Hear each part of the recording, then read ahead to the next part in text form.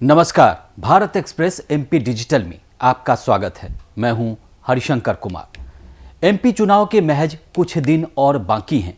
चुनाव से ठीक पहले केंद्रीय मंत्री ज्योतिरादित्य सिंधिया ने कांग्रेस छोड़ने और कथित घोटालों को लेकर बड़ी बात कही है। अब हम आपको बताते हैं कि क्या है आखिर ये पूरा मामला। मध्य प्रदेश की सभी 230 सीटों पर कांग्रेस बीजेपी ने अपने उम्मीदवारों की घोषणा कर दी है। दोनों ही दलों ने बागी हुए नेताओं को चुनाव से नाम वापस लेने पर इनाम भी देना शुरू कर दिया है। प्रदेश के चुनावी सभी सीटों पर एक चरण 17 नवंबर को मतदान होगा। चुनाव से महज कुछ दिन बाकी हैं चुनाव में, और ऐसे में प्रदेश की सभी सीटों पर चुनावी हलचल काफी तेज हो गई है। चुनावी मौसम में केंद्रीय मंत्री ज्योतिरादित्य सिंधिया ने एक चौंकाने वाला खुलासा किया है, जहां उन्होंने पहली बार कांग्रेस छोड़ बीजेपी में शामिल होने की सबसे बड़ी वजह बताई है। दरअसल साल 2020 में ज्योतिरादित्य सिंधिया ने कांग्रेस से इस्तीफा दे दिया था। इस दौरान उनके खेमे के 22 विधायकों ने कांग्रेस से इस्तीफा दे दिया, जिससे कमलनाथ की अगुवाई वाली कांग्रेस सरकार गिर गई थी। इसके बाद सिंधिया समर्थक विधायकों के समर्थन से बीजेपी की सरकार बनी और 1.5 साल बाद मुख्यमंत्री शिवराज सिंह चौहान की प्रदेश की सत्ता में फिर से वापसी हुई। केंद्रीय नागरिक उड्डयन मंत्री ज्योतिरादित्य सिंधिया ने कांग्रेस का हाथ छोड़ बीजेपी में जाने की पूरी वजह बताई।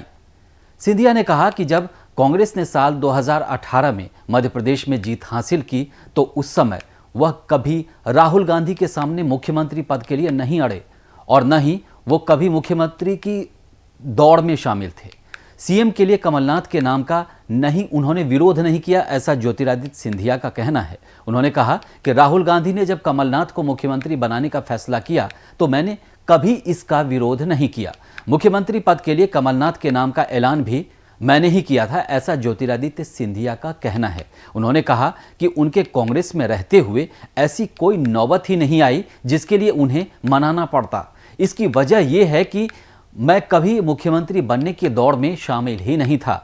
सिंधिया ने खुलासा किया कि कमलनाथ के मुख्यमंत्री बनने के बाद जिस तरह मध्य प्रदेश में कांग्रेस की सरकार चली और कमलनाथ ने उन्हें सड़कों पर उतरने के लिए लगातार चैलेंज किया, तो फिर उन्हें भी कड़े फैसले लेने पड़े, कुर्सी के लिए नहीं, राजनीति के लिए। ज्योतिरादित्य सिंधिया ने अपने पिता और दादी का जिक्र करते हुए कहा, मेरी आजी अम्मा विजय राजे सिंधिया और मेरे पिता माधवराज सिंधिया सहित मेरे परिवार के किसी भी सदस्य ने कुर्सी के लिए कभी राजनीति नहीं की। इन सभी लोगों ने हमेशा जनसेवा की भावना के साथ राजनीति की। साल 2019 लोकसभा में गुना शिवपुरी सीट से हार के लिए ज्योतिरादित्य सिंधिया ने खुद को जिम्मेदार ठहराया। उन्होंने कहा कि मेरे अंदर कोई कमी रही होगी, अगर मेरे अंदर कोई कमी है तो मैं उसमें सुधार कर सकता हूं। ये ज्योतिरादित्य सिंधिया के अलावा और भी जो बड़े नेता होते हैं, बड़े लोग होते हैं, वो अपनी कमी और अपनी गलती को स्वीकार भी करते हैं और सबके सामने ये बताते भी हैं, जैसा उन्होंने किया। मैं खुद की कमी को स्वीकार करता हूं, केंद्रीय मंत्री ने कहा। उसके बाद उन्होंने जनता के बीच बहुत काम किया है, ये ज्योतिरादित्य सिंधिया का कहना था। पटवारी भर्ती परीक्षा घोटाले पर सिंधिया ने भी ये कहा कि मध्य प्रदेश की बीजेपी सरकार पर कांग्रेस समेत सभी विपक्षी दल घोटालों का आरोप लगाते रहे हैं। इस पर सफाई देते हुए उन्होंने कहा कि आरोप कोई भी लगा सकता है, लेकिन जांच में तथ्य क्या सामने आए ये ज्यादा मायने रखते हैं।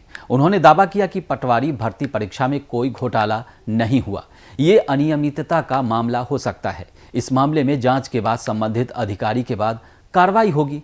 ये ऐसा मामला नहीं है जिसमें किसी की जेब में पैसा गया हो, ये ज्योतिरादित्य सिंधिया ने कहा। और मुझे लगता है कि इससे पहले वो शायद ही इस मसले पर बोल रहे थे, लेकिन इस बार उन्होंने खुलकर इस मसले पर अपनी बात रखी है। आपको हमारा ये वीडियो अच्छा लगा हो तो इसे लाइक कीजिए, चैनल को सब्सक्राइब करिए। देश और दुनिया की ताज़ा तरीन खबरों के लिए देखते रहिए भारत एक्सप्रेस डिजिटल। नमस्कार।